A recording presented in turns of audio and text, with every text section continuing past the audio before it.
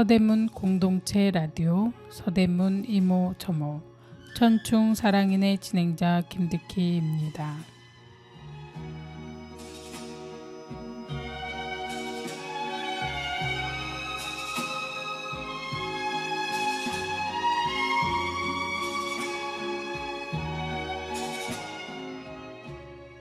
세월이 흘러도 변함없는 것은 우리들의 마음입니다.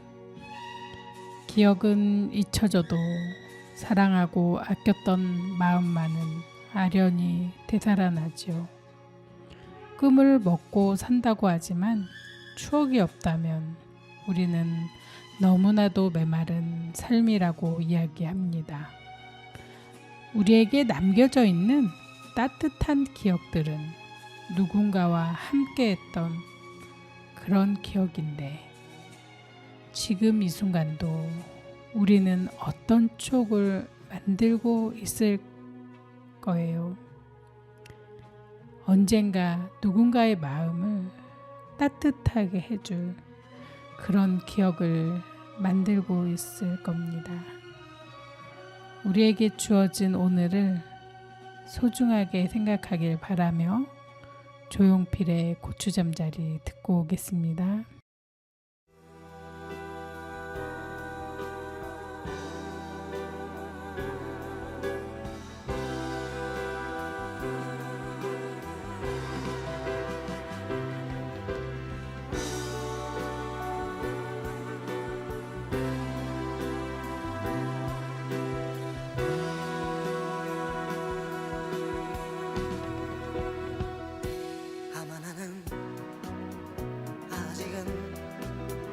어린가봐 그런가봐 엄마야 나는 왜 자꾸만 기다리지 엄마야 나는 왜 갑자기 보고 싶지 아마 나는 아직은 어린가봐 그런가봐 엄마야 나는 왜 자꾸만 슬퍼지지 엄마야 나는 왜 갑자기 울고 싶지 별빛 물든 언덕에 뚝뚝 따라왔다가 잠든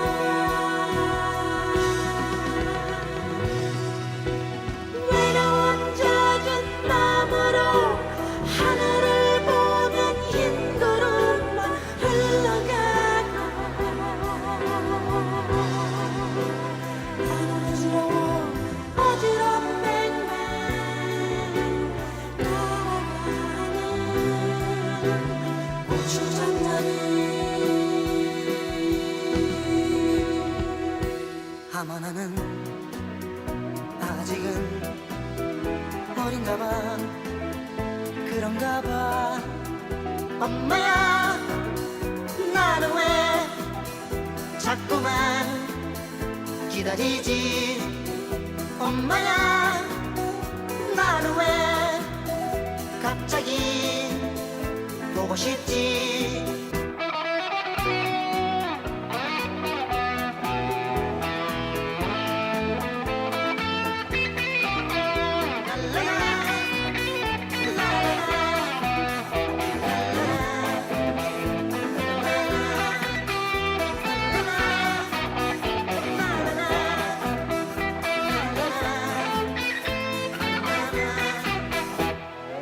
별빛 물든 언덕에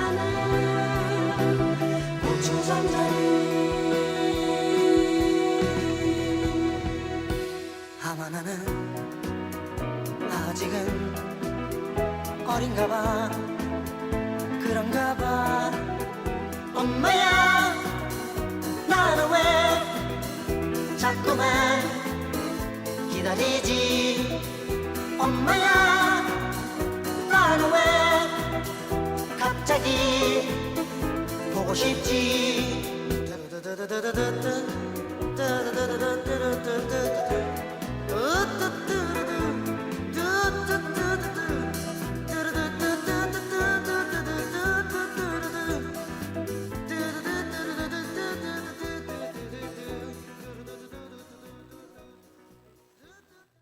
네, 노래 잘 듣고 왔습니다.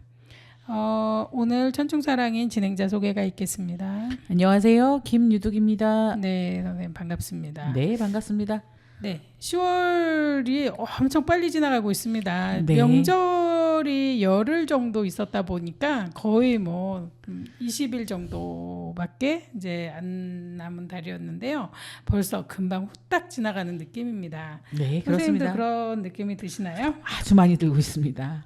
네, 진짜 뭐 자영업자나 뭐 사업하시는 분들은 이렇게 됐을 경우엔 뭐 날짜가 별로 없잖아요. 돈 벌 날짜가 별로 없어서 좀 아쉬워하고 힘들어하는 경우도 많이 있습니다만은 이럴 때 어떻게 대응을 하면 좋을까 고민이 되기도 합니다. 네, 저는 학부모 입장에서 아이들 학원비가 나가야 되는데 이렇게 막 2주 정도가 다 휴무가 돼버리니까 좀 많이 근데 그렇게 되면은 수업 일수가 적으니까 적게 받아야 되는 거 아닌가요? 그렇지도 않은 것 같습니다.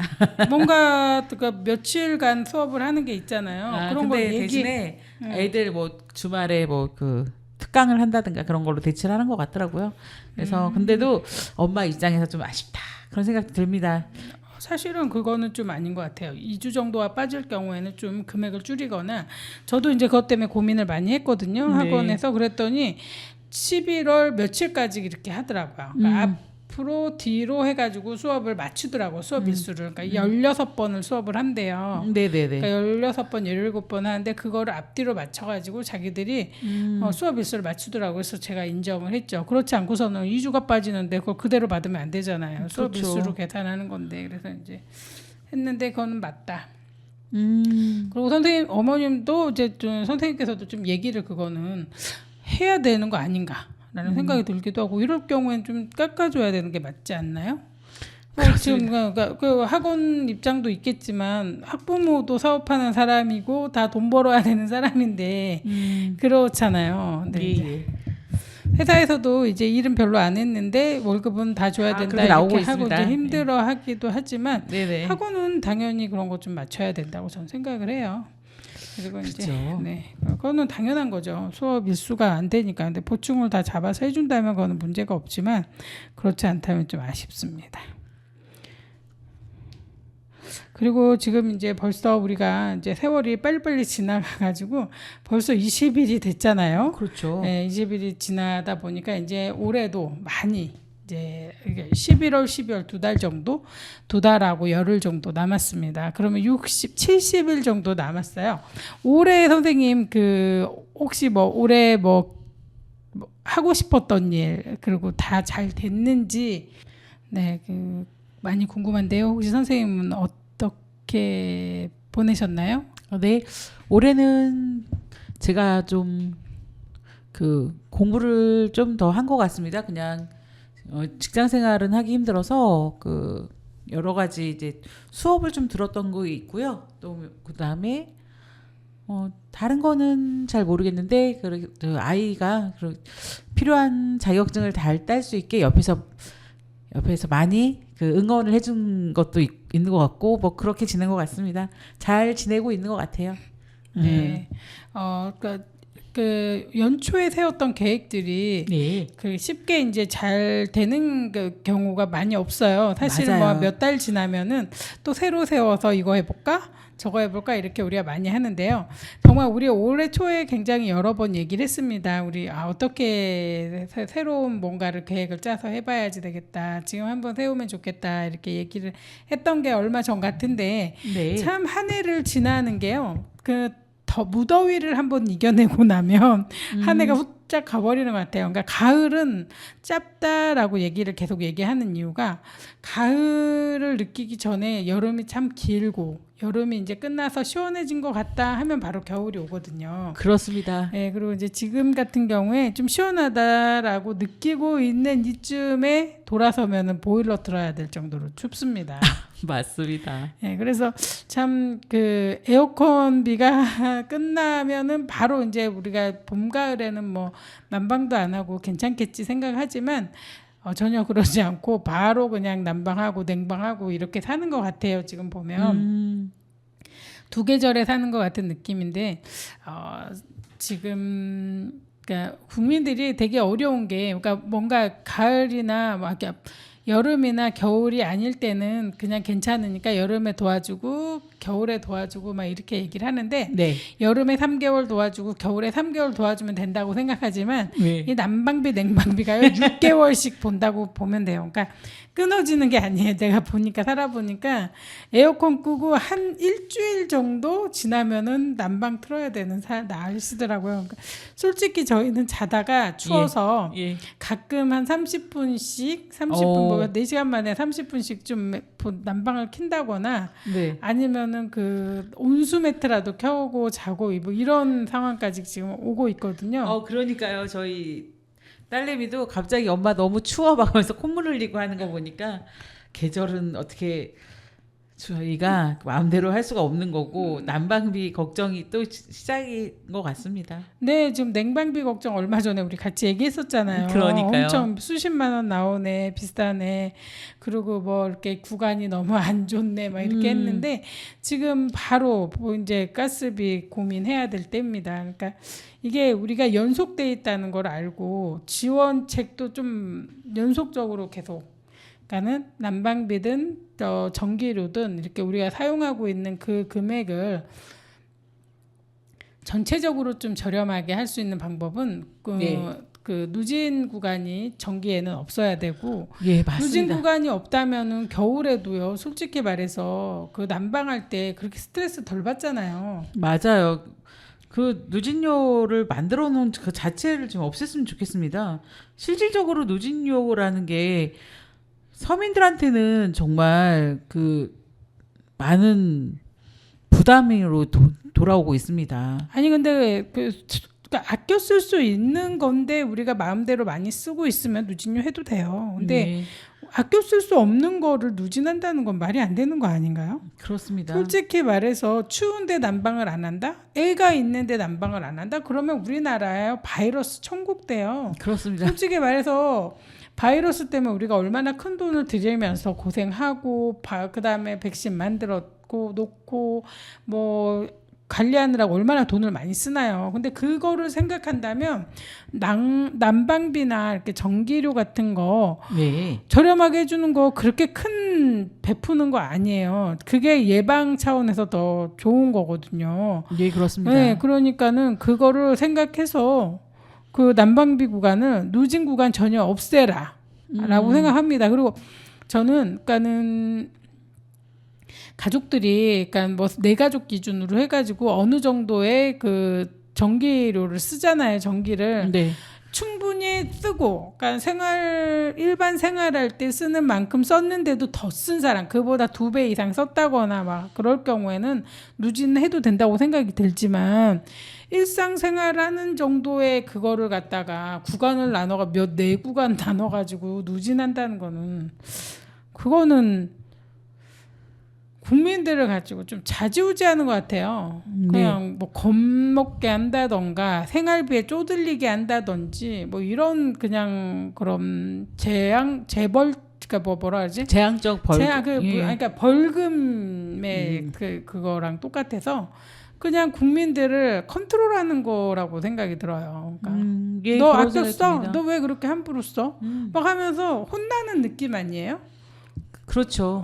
너 많이 썼으니까 너 벌금 내? 이렇게 해가지고 국민들을 좀 힘들게 하는 거라 그런 거는 없어져야 될 첫 번째 예, 근데 그거 아세요? 세자녀도 아이들이 성인이 되면은 세자녀에서 혜택이 없어져요. 18살이 넘으면 그 다자녀 혜택도 없어져요. 선생님한테 재밌는 거 알려줄게. 선생님 그 얘기하니까 솔직히 우리나라가 18세 넘으면 독립합니까? 아니요, 독립 못합니다. 대학생이라고 독립합니까? 아니요, 취업을 해도 독립을 안 하는 게 현실인데. 솔직히 취업을 했는데 선생님 그 시급 받잖아요, 아이들이요. 네. 아무리 많이 받아도 시급이에요. 네, 근데 그 애들이 시급 받아가지고 언제 자기네들이 집 사가지고 떠납니까? 네, 그렇죠. 월세 얻기도 힘들고 전세 얻기도 힘든 상황인데 그 아이들 18세니까 독립하라고요? 그건 말이 안 돼요. 우리나라에서는 독립 사실 지금 못 하고 있지 않습니까? 네, 그래서 세자녀를 데리고 있는 저희 5인 가족은 다자녀 혜택에 해당이 안 되다 보니까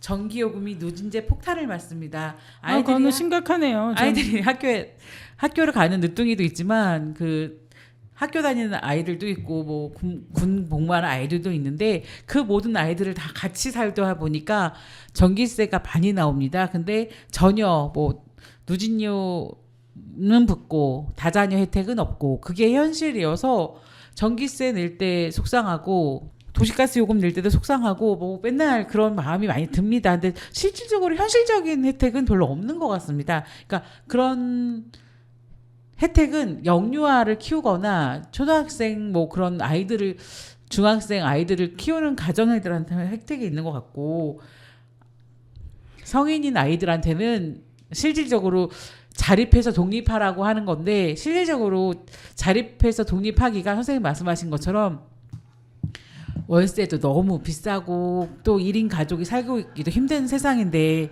여러 가지 좀 행정적으로 좀 신경을 많이 써주셨으면 하는 바람입니다.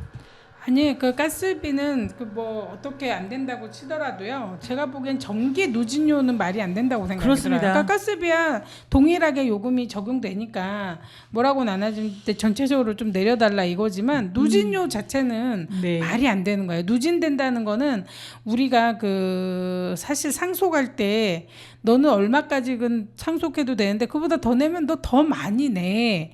너가 많이 물려주니까 누진 적용해가지고 이게 벌금적인 거거든요. 그런데 솔직히 우리가 뭐 그 기금속을 산다든지 자가용을 산다 그러면은 거기에 뭐 그러니까 뭔가 특별세가 붙잖아요. 네네. 특별소비세가 붙거든요. 그러니까 너가 그 다른 사람들보다 더 좋은 거 사고 좋은 거 쓰니까 이거는 너가 내도 되는 거고 내야 되는 거야. 그래야지 다른 국민들하고 형평성이 맞아라고 하면서 생기는 세금들이거든요. 그렇습니다. 그런데 누진료가 있어야 된다는 자체가 말이 안 되는 거예요. 난방을 그냥 기본적으로 생활하는데 쓰는 난방비에 누진료가 붙는다는 건 지금 너무나도 수십 년 동안 잘못된 그거는 그 세금이다라는 생각이 들어서 네. 제도다라는 생각이 들어요. 그래서 그거는 바뀌어야 된다. 바뀌기 쉽지 않겠죠. 물론 돈이 뭐 클 수도 있지만 그거는 받으면 안 되는 돈이었기 때문에 최초부터 있으면 안 되는 거라고 생각이 들고요. 네. 차라리 새로운 세금 지금 AI 요금 같은 거 있잖아요. 로봇 세금 받는다 그러잖아요. 네. 그게 그쪽으로 전향되는 게 맞다고 생각이 들어요. 그러니까는 정말 국민들이 생활하는데 필요한 돈은 네. 그거는 동일하게 해가지고 사람들이 안정적으로 사용할 수 있게 불안하지 않고 따뜻하게 지내서 질병에 취약해지지 않도록 보완을 하고 사람들한테 안전을 위해서 생활하게 해주는 거가 필요하고 그 다음에 뭐 로봇 요금을 징수하는 게 맞다라고 생각이 듭니다. 네. 네, 김기태의 너무 아픈 사랑은 사랑이 아니었음을 듣고 와서 이야기도 나누겠습니다.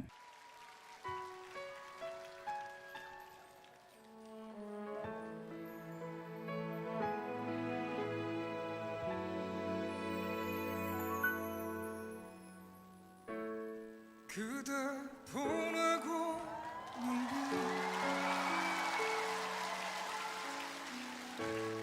각을 세워 작별하듯 그대 떠나보내고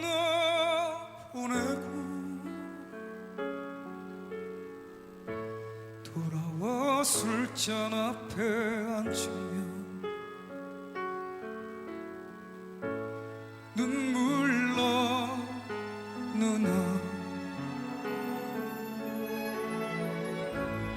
그대 보내고 아주 지는 별빛 바라볼 때 눈에 흘러내리는 못다한 말들 그 아픈 사랑 지울 수 있을까 지울 수 있을까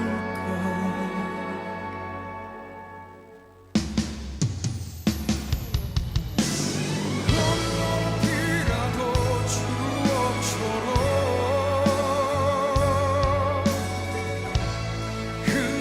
흩날리는 거리에서 쓸쓸한 사람 되어 고개 숙이며 그대 목소리 이제 우리가 쉬는 사랑으로 세상에 오지 말기로 그립던 말들도 묻어버리니 못다한 사랑 너무 아픈 사랑이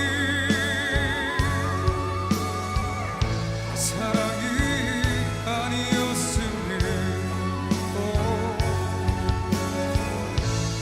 너무 아픈 사랑이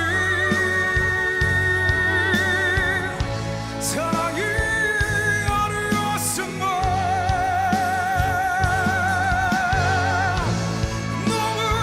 아픈 사랑이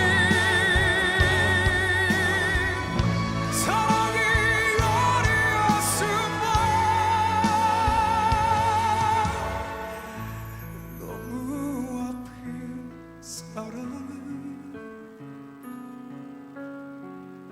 사랑이 아니었으면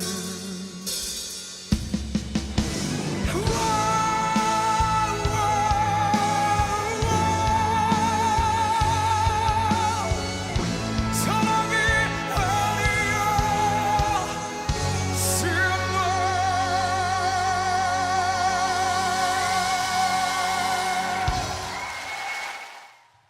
네, 노래 잘 듣고 왔습니다.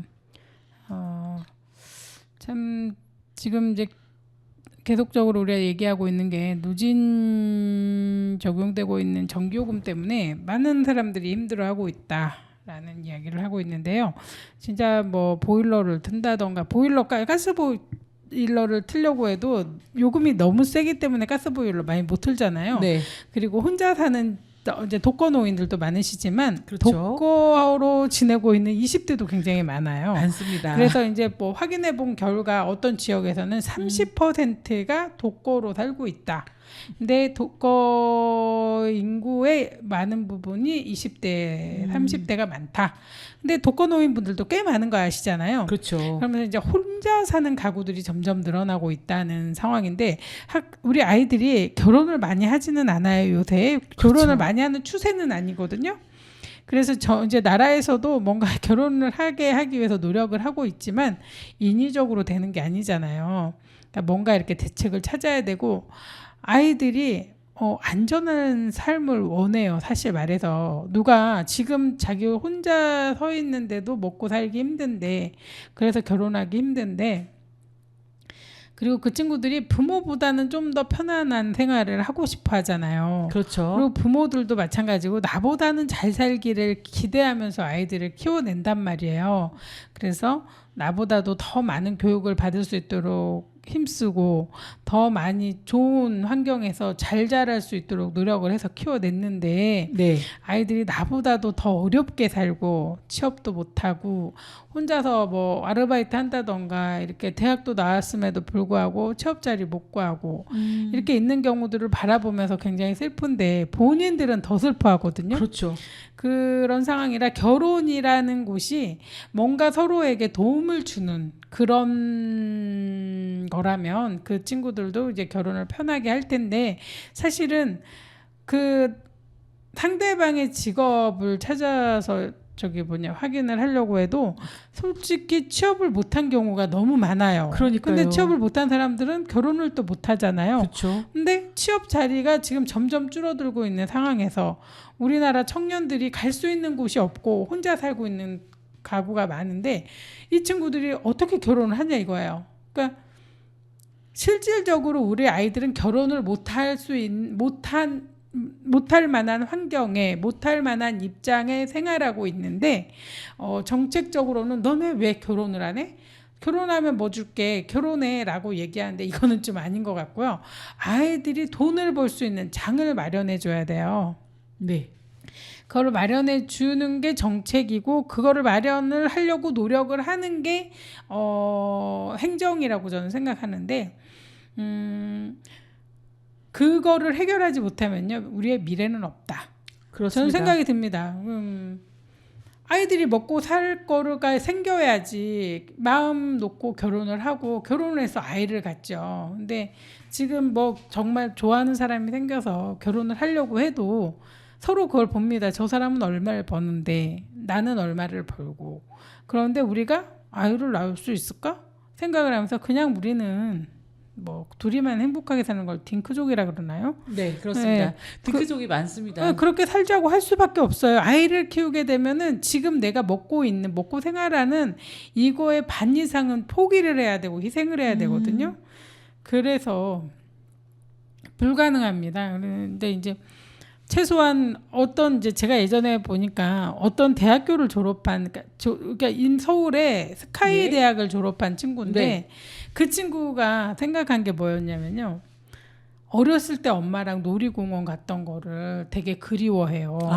근데 이제 자기는 열심히 일을 해서 돈을 버는데도 불구하고 놀이공원 갈 정도의 처지가 못 된다는 거예요. 어머 어떡해. 근데 그 친구는 결혼을 하지 않고 혼자 살고 있거든요. 네. 근데 월급을 받아서 월세를 내고 자기가 월세를 내고 있는 그 집이 50만 원, 60만 원 넘게 주고 있는 것 같은데 제가 그때 한참 전에 봤는데요. 네. 그런데 불구하고 생활비하고 밥 먹고 하면요. 돈이 없어요.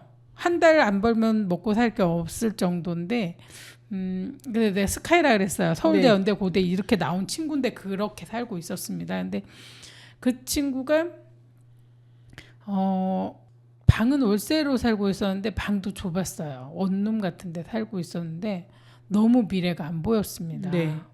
그렇게 정말 우리나라에서 성공한 케이스잖아요. 그 좋은 그렇죠. 대학을 나와서 졸업한 사람이면 옛날 같으면 취업 자리가 다 보장되고 뭐 이럴 정도인데 아무것도 그 친구한테는 이루어진 게 없었어요. 그래서 네.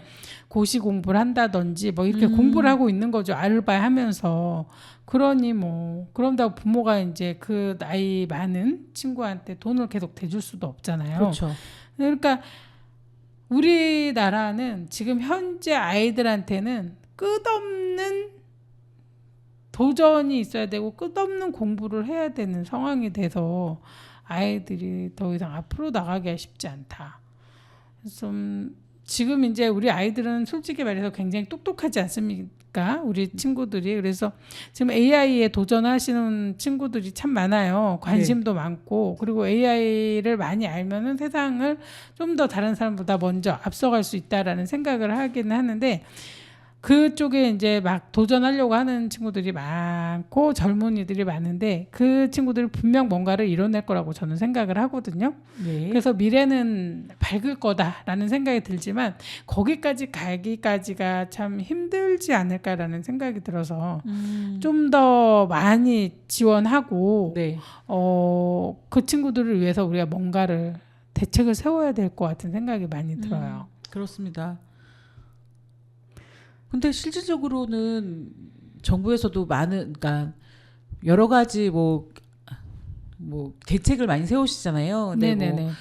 적금을 뭘 들면은 정부에서 도움을 주겠다. 뭐 그렇게 많이 하시는데 실질적으로 우리 아이들이 취업할 곳이 많지 않으니까 요즘에는 저런 인턴 제도가 생겼고 또 인턴 제도가 더 뭐 2개월짜리도 그렇게 가서 근무를 해보는 그런 경우도 있더라고요. 네. 그러면 정말 그런 대학을 나와서 취업이 안 되니까 어떤 회사에 인턴으로 들어가지 못하고 2달 정도 가서 배워보는 그런 것도 이제 그 경력으로 쳐준다고 하면서 되게 좋아라 하는 그 대학교를 졸업한 자녀를 둔 학부모를 만난 적이 있었어요. 근데 그 얘기를 들으면서 이게 현실이구나. 그러니까 실질적으로 그리고 군대를 갔다 왔는데 아이들이 취업을 못하고 집에 2 자녀가 있는데 연년생인데 다 군대를 갔다 왔어요. 근데 26살, 27살 정도 되는데 아직 취업을 못하고 집에 있다고 얘기를 하고 있고, 그러니까 그게 너무 현실에 와닿아서 저도 이제 자녀들이 많다 보니까 이 애들이 대학을 졸업하고 취업을 못하고 군대를 갔다 와서 취업을 못하고 있으면 어떠지? 그런 생각도 많이 들고. 근데 나라에서 이렇게 어떤 대책을 세웠다, 어떤 뭐 적금을 드는 방법을 세웠다, 뭐 취업을 하는 걸 이렇게 해봤다라고 하는데 실질적으로 이렇게 막 크게 도움이 되는 것 같지는 않다는 게 너무 현실적인 것 같습니다. 네, 새로운 길이 마련돼야 돼요. 아이들을 위해서 새로운 길, 새로운 제도, 이렇게 여러 가지가 생겨야 되는데 아직은 가도기적이긴 한데요. 가도기적인 이 시간이 지나면은 안정이 될 거라는 생각은 분명히 하는데 이 가도기에 서 있는 이 아이들을 빨리 어떻게 대책을 마련해서 도와줄 방법이 없을까? 이런 생각이 요즘에 많이 듭니다. 네. 참 우리도 이렇게 답답한데 그 친구들은 얼마나 답답할까? 그리고 이제 혼자 있는 친구들이 이제 옛날에는 더 심했지만 지금은 이제 조금씩 좀 변화가 있는지는 모르겠어요. 근데 알코올릭이 되게 심하다고 했었잖아요. 네. 그러니까 저기 대학교 이제 고등학교 졸업하면서 아이들이 술을 배우기 시작을 하는데 술을 배우다 보니 친구들하고 이제 먹는 것도 있지만 뭐 전체 과나 어디 모임에서 술을 먹기 시작을 하잖아요. 그렇죠. 술 한 잔에 이렇게 자연스럽게 술을 권하는 이제 사회가 됩니다. 그때가 되면. 그리고 어른들도 이제 넌 다 컸으니까 술은 한 잔 정도 해야 돼라고 하면서 술을 권하고 마시게 하는데 이게 처음에는 이제 몸이 좀 받쳐주는 아이들은요 너무 많이 먹어요. 그러니까는 좀 몸이 약해가지고 안 받쳐주면은 그냥 처음부터 포기하거든요. 나는 안 받아 술이. 그래서 안 먹는데 그렇지 않고 좀 어느 정도 좀 건강한 아이들은 술을 너무 많이 마시게 돼요. 그렇죠. 너 술 먹을 수 있잖아. 한 잔 더 마셔. 그러니까 네네. 그러면서 대적을 하면서 같이 이렇게 마시게 되는데 그러다 보니 어린 몸에 이제 지금 갓 20살이 넘었잖아요. 근데 거기에 술을 와장창 먹어대니까 술을 양도 늘고 간도 나빠지고 이렇게 해서 남의 얘기가 아닙니다. 근데 술을 계속 먹다 보면 제일 중요한 게 뭐가 되냐면 알코올릭에 걸려요. 알코올 중독이라고 우리가 얘기하잖아요. 맞아요. 그게 오기 때문에 거의 뭐 일주일에 4번은 술을 마셔야 된다 이런 생각을 하면서 그러니까 그리고 어떤 경우는 혼자 있을 때도 마십니다. 혼자 있을 때도 뭐 반병 소주 뭐 이렇게 하면서 이거는 뭐 입가심으로 이거 저는 취하지 않아요. 아무렇지 않아요 하면서 먹는데 그걸 아무렇지 않다고 하면서 먹는 거는요. 이미 그 술을 먹었을 때 그 알딸딸함을 자기가 유지하려고 하는 거예요. 그러면은 이미 술이 술을 먹고 있는 거다. 그 알딸딸함을 유지하려고 계속 하는 거거든요. 정말요? 그렇잖아요. 그게 지금 취한 게요. 절대 그 24시간 안에 다 깨지 않습니다. 근데 이제 그 어느 정도 깨지려고 하면은 깨지는 상태가 되면 다시 먹어서 그 상태를 유지하는 거거든요. 그러니까는 알코올릭을 이제 계속 유지를 하려고 하는 건데 그러면서도 정신력이 강하잖아요, 사람들이. 그런 사람들은 회사 생활을 하면서 열심히 사는데 정말 마음이 아픕니다. 이게 참 우리나라 청년들한테 안 좋은 거는 술 권하는 사회가 정말 되지 말아야 되는데 지금 아직도 그게 그렇게 확 변하지 않아서 그리고 세상이 어렵다 보니까 친구들이 너무 술을 많이 먹고 있어요. 이게 문제죠. 예. 근데 그거 아세요, 선생님? 그 요즘에는 MZ 세대라 그 예전에는 그렇게 회사에서 회식하자 그러면 네 하고 간다지만 요즘에는 회식하자 하면 저 개인적으로 원하지 않습니다 하고 딱 가는 사람도 많다고 하던데요. 그거는 이제 취업한 아이들이고요. 네네. 지금 아까 말씀드렸던 친구들은 혼자 있는 친구들이고 대학교 때 이제 먹는 친구들이잖아요. 그렇죠. 그러니까 혼자 있고 대학교에서 이제 술을 많이 익숙해진 친구들은 이렇게 혼자서 먹고 알코올리게 많이 있고요. 네. 회사 다니는 친구들은요 이미 굉장히 걔네들은 그래도 잘 앞으로 나가고 있는 거거든요. 그 친구들은 그렇게 그러니까는 술 권하는 학교였는데 이제 술 권하는 사회는 회사는 그렇게 심하게 먹이진 않더라고요. 요즘에 보면 회식 별로 없고 네네. 막 애들이 그냥 가버리고 막 하거든요. 그 정도 되면은 괜찮은 아이들이고 거기에 진입하지 못한 아이들이 너무 힘들어하고 있어서 그렇죠. 이 부분을 좀 우리가 바꿔야 된다. 그리고 생각이 듭니다. 그러면 신승훈의 믿음이 듣고 와서 또 이야기 나누겠습니다.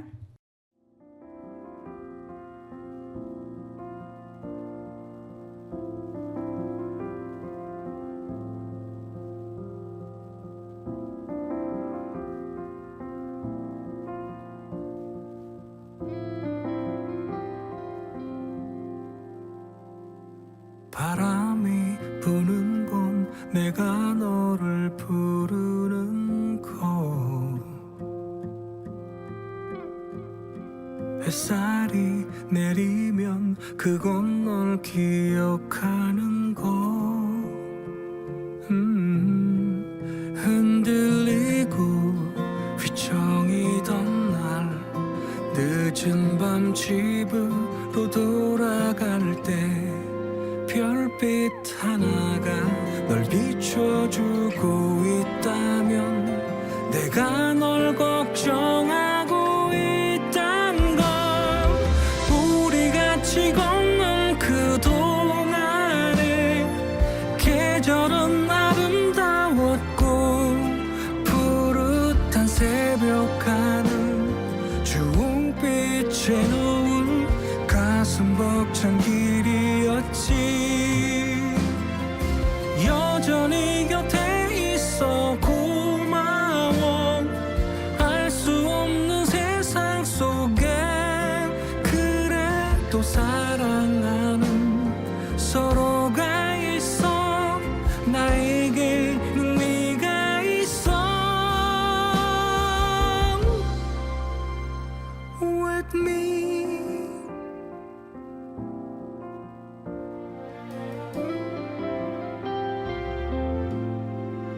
위태롭게 버텨내다가 무너져 주저앉고 싶은 날 너의 귓가에 노래 한 줄 들린다면 내가 널 위로하고 있단 걸 우리 함께였던 그 동안에 언제나 두근거렸고 아팠던 어느 밤과 기뻐했던 아침 모든 날이 찬란했지 이렇게 함께해서 고마워 다시 여기 오늘 앞에 서로를 알아주는 서로가 있어 너에게는 내가 있어 보이지 않아도 날 살게 해주는 것들 함께 있을 때 나는 그런 모든 걸 다 믿게 돼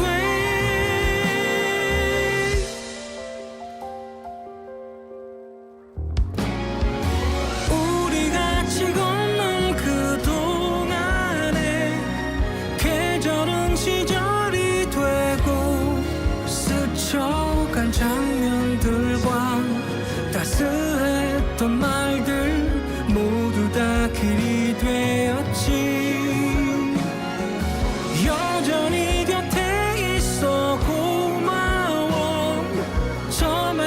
먼 내일 앞에 이렇게 사랑하는 서로가 있어 나에게는 네가 있어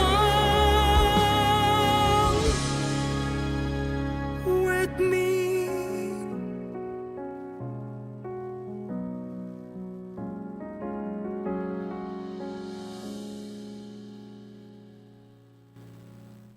네.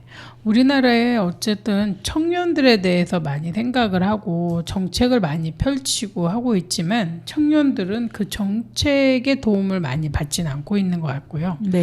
그럼 솔직히 말해서 제 주변에 우리 조카들도 보면 다 청년이잖아요. 그렇죠. 그 친구들도 엄청 많은데 아이들이 항상 고민이 지금 태산 같아요.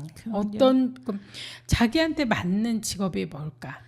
우리 아이들이 졸업을 했지만 그 나한테 맞는 직업을 전혀 알 방법이 없고 학교에서 공부는 국영수, 사회과학, 역사 막 그러니까 과거에 대한 거에 막 파묻혀 있는 것 같아요. 제 느낌에는. 네. 미래에 내가 뭘 해야 되는 거에 생각은 거의 100분의 1 수준? 거의 잠깐 하는 상태고 진짜 역사 뭐 과거사 모르면 안 되죠. 당연히 알아야 되는데 그 네. 역사 아니면 우리의 그 배워야 되는 기본적인 뭐 언어 뭐 문법 이런 거 공부하느라고 온 시간을 다 뺏겨요. 그런다고 그 문법 뭐 이런 거 막 다 기억도 안 나고 애들 나중에 졸업하고 나서 뭐 이 단어 알아? 그럼 그 단어 모르고 막 이런 경우 되게 많잖아요. 그렇죠. 제가 뭐 이런 말 하면은 뭐 쫓겨날지도 어디 가서 누구한테 뭐 문제가 생길지 모르겠지만 지금 당장에 살아있는 교육은 아닌 것 같거든요. 제 느낌에는. 그러니까 네. 아이들이 진짜 당장에 졸업해가지고 앞으로 나갈 수 있는 걸 가르쳐야지 교육 아닌가요? 제 생각에는 그런데. 저는 갑자기 선생님 말씀하시니까 생각을 해봤는데 아이들한테 그러니까 일주일에 한 번이라도 그 사회에 나갔을 때 대처하는 법, 그러니까 옆에서 친구 사귀는 법, 왜 뭐 이렇게 뭐 그런 것도 좀 수업 시간에 잠깐 가르쳐 주는 시간이, 그러니까 도덕 시간이 있겠지만 아이들과 그 대화하는 법 그런 것도 좀 공부 시간에 좀 배웠으면 좋겠다는 생각이 들어요. 그렇죠. 대응하는 법 얘기하시는 네. 것 같은데 지금 사회에서도 굉장히 왕따 문화가 되게 심해요. 네, 그러니까 그러니까요. 가면은 제가 그 얘기를 하고 싶었습니다. 예, 새로 들어오는 신입에 대해서나 그러니까는 새로운 사람은 잘 안 껴주려고 하거든요. 사람들이 편한 사람들 지금 있는 사람들의 그게 벌어지고 쟤 때문에 내 자리가 뺏기지 않으려고 그 사람을 껴주지 않아요. 잘. 네, 맞습니다. 그렇게 되니까 새로 들어간 사람들은 굉장히 거기 적응도 안 된 상태에서 힘들거든요. 근데 네. 그럴 때 아이들이 어떻게 대화를 해야 되는지 몰라요. 네. 근데 그 사람들은 이미 익숙한 사람들이기 때문에 말하는 것도 편하고 어떤 대응을 다 하고 있지만 그 새로 들어간 사람들은 너무나도 황당하고 어색하게 느껴질 수밖에 없거든요. 그럴 때 우리가 어떻게 대응을 해야 되는지 그러니까요. 그리고 신입사원한테 어떻게 좀 해줘야 되는지 이런 것도 많이 배워야 되는데 우리 옛날에 그러잖아요. 학교를 안 다녀도 부모님들한테 배워서 알게 되는 교육도 많다고 얘기를 했는데 밥상머리 교육이라고 해서 그런 게 예, 많았습니다. 그러니까, 예, 그리고 아이들이 가족이 많기 때문에 그 안에서 배우는 것도 많았지만 지금은 배우는 게 별로 없이 거의 아이들 혼자 자라고 네.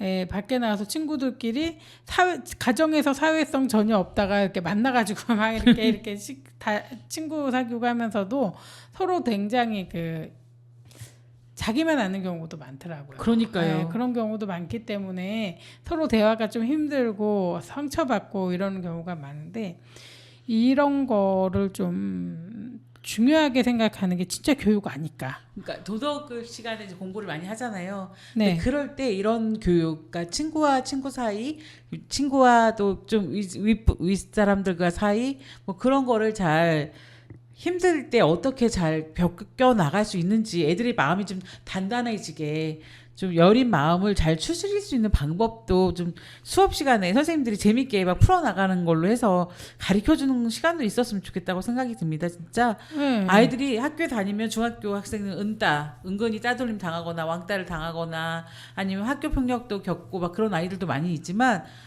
또 내색하지 않고 조용히 앉아 있는 아이들도 많거든요. 그런 아이들의 그 소심함을 갖고 있다가 성인이 돼서 취업을 하게 된다면 또 너무 많은 힘든 경험을 많이 하는 것 같습니다.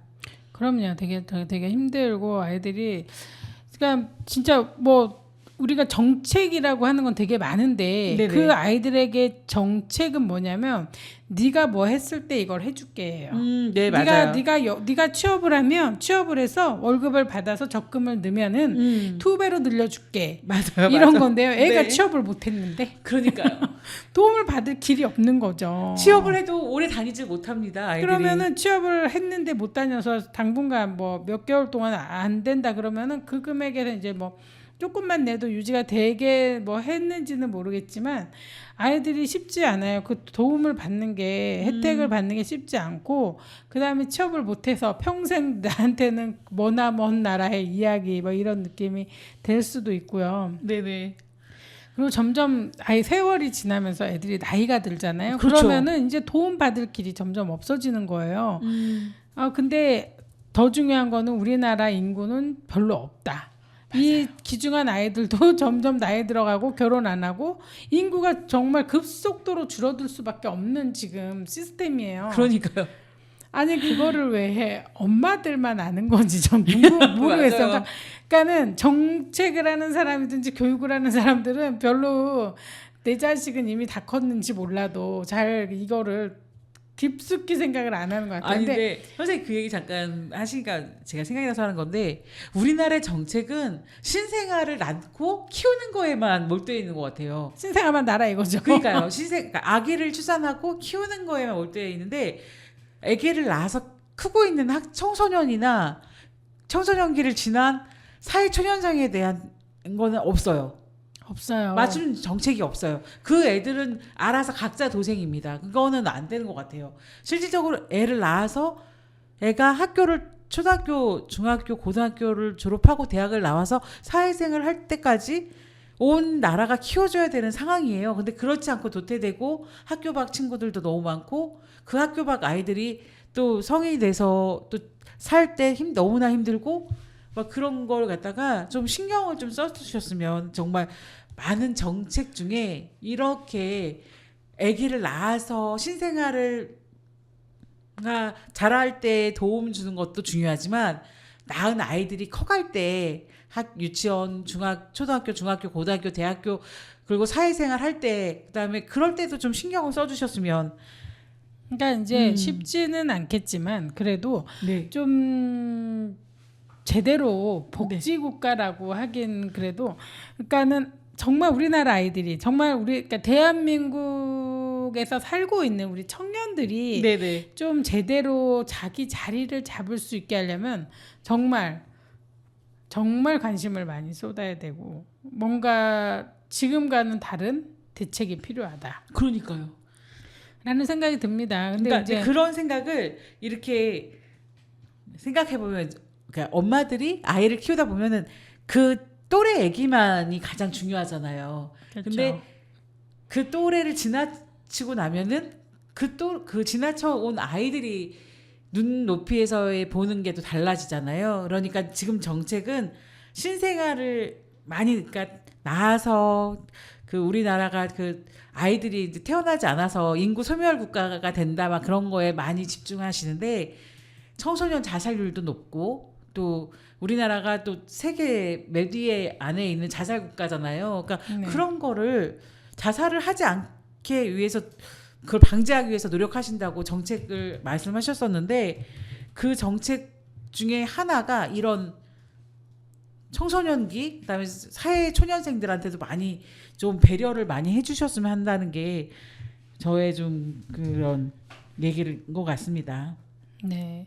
그러니까는 그 청년 정책이라고 지금 나오는 거는 정말 지금 신문에도 나와 있는데 뭐 그 청년 정책은 필요 없습니다라고 할 글이 나왔어요. 그러니까 청년 정책이라는 건 임시 방편 네. 같은 거다.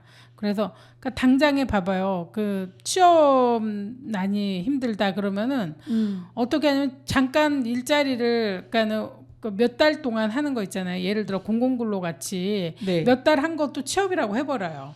그럼 취업 50% 됐어. 그럼 취업률 올라갔네. 근데 그게 5개월 지나면 끝나는 거잖아요. 그러면 네. 그 곧 청년 실업이 바로 되는 거고 그게 경력이 되지 않아요. 만약에 그렇습니다. 공무원으로 일을 했단 말이에요. 그 네. 구청이나 뭐 시청에서 일을 했어. 한 5개월, 1년 일했는데 그게 직업이 아니잖아요. 맞습니다. 그러면 그 아이들은 다시 나와서 새로운 그 백수가 되는 거야. 새로운 백수가 돼서 일을 또 찾아야 되고. 네. 그러면은 그 아이들이 계속적으로 이제 거기서 일을 한 뭐 10년 했다. 그러면 30이 넘으면 딴 데 취업 안 되거든요.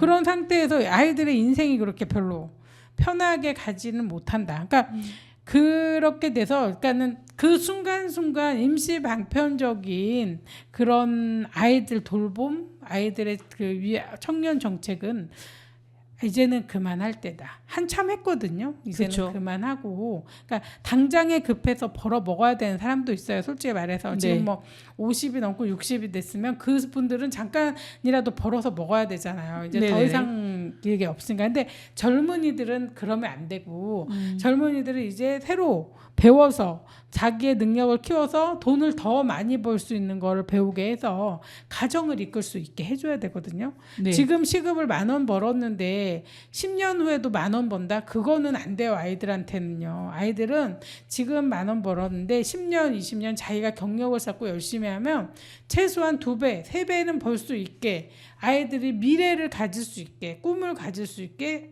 가르쳐야 된다라고 저는 생각이 들거든요. 그리고 옛날 속담이 있잖아요. 물고기를 주는 게 아니라 물고기 잡는 법을 가르치라고 하잖아요. 그렇습니다. 그러니까 지금 계속 이런 지금 정책은요. 물고기를 막 주는 거예요. 그리고 얘네들 너네 또 어떤 분들은 그래요. 너네 왜 물고기도 주지 말라는 분도 있어요. 그건 안 됩니다. 그거는 말이 안 되는 거고 그렇죠. 물고기를 주면서 또 물고기 잡는 법을 가르쳐야죠. 굶기면서 물고기 잡는 법만 가르칠 수는 없잖아요. 그렇습니다. 먹여가면서 아이들한테 배우게 하고 그다음에 아이들이 미래를 아이들이요. 왜 우리 세상이 민주주의, 그러니까 자본주의를 선택을 했겠어요. 네. 공산주의는 똑같이 나누는 거잖아요. 네. 그러면 발전이 없어요. 똑같이 그냥 벌어서 똑같이 밥만 먹는 거잖아요. 그렇죠. 근데 사람들은 꿈이 있고 미래가 있고 좀 더 나은 생활을 원한단 말이에요. 그러니까 자본주의로 가는 거예요. 내가 열심히 해서 더 벌면 내게 더 늘어나는 세상을 원하는 거거든요. 그렇죠. 그래야지 되는데 그거를 아이들이 가질 수 있고 성취감을 가질 수 있도록 아이들한테 그런 정책을 써야 돼요. 그렇죠. 그래서 우리가 힘들어도 어른들이 힘을 내서 좀 더 머리를 막 싸매가지고 아이들이 이걸 하면 좋겠다. 아이들한테 제시를 하는 거예요. 전 솔직히 전에 그러니까는 생각했던 이야기들도 많이 있었는데 아이들을 위해서 좀 더 나은 게 뭘까? 아이들이 미래를 꿈꿀 수 있게 만들 수 있는 게 뭘까? 우리가 좀 더 열심히 생각해 보면 굉장히 그 답은 많을 것 같거든요. 그렇죠. 예, 그러니까 이게 정책가가 높은 학교 나오고 똑똑한 사람이 정책을 할 게 아니라 아이들을 키우는 엄마들이 생각을 많이 하고 있는 이 엄마들이 모여서 함께 이야기를 나누고 정책을 펴나간다면 좀 더 아이들한테 행복한 세상이 되지 않을까라는 전 생각이 들거든요. 네, 맞습니다. 네, 그래서 그 연구하고 막 고학 막 높은 공부한 사람보다 정말 아이들을 사랑하는 이런 입장의 엄마들이 함께 모여서 우리 아이들의 미래를 좀 걱정해야 될 것 같습니다. 네, 그러면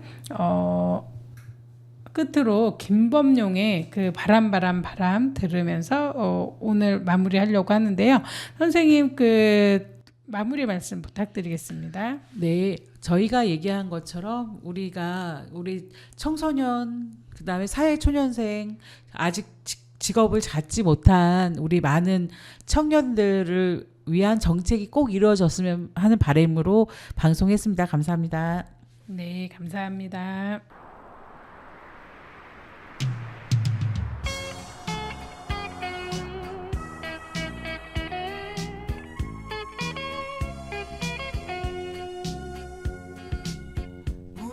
밤에는 귀뚜라미 울고 산새들 쥐저기는데 내님은 오시지는 않고 어둠만이 짙어가네.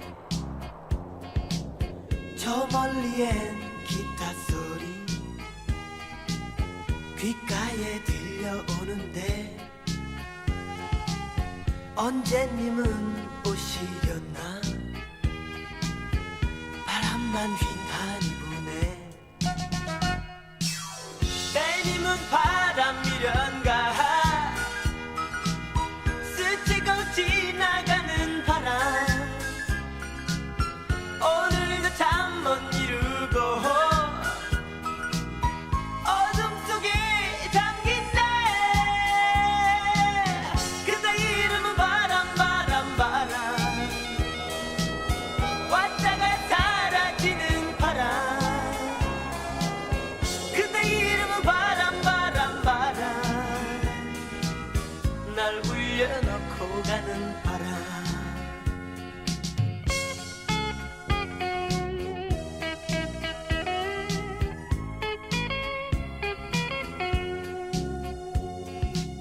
창가에 우두커니 앉아 어두운 창밖 바라보면 힘없는 내 손 잡아주며 님은 곧 오실 것 같아. 저 멀리엔 교회 종소리 귓가에 들려오는데 언제 님은 오시려나. 바람만 휘날이 부네.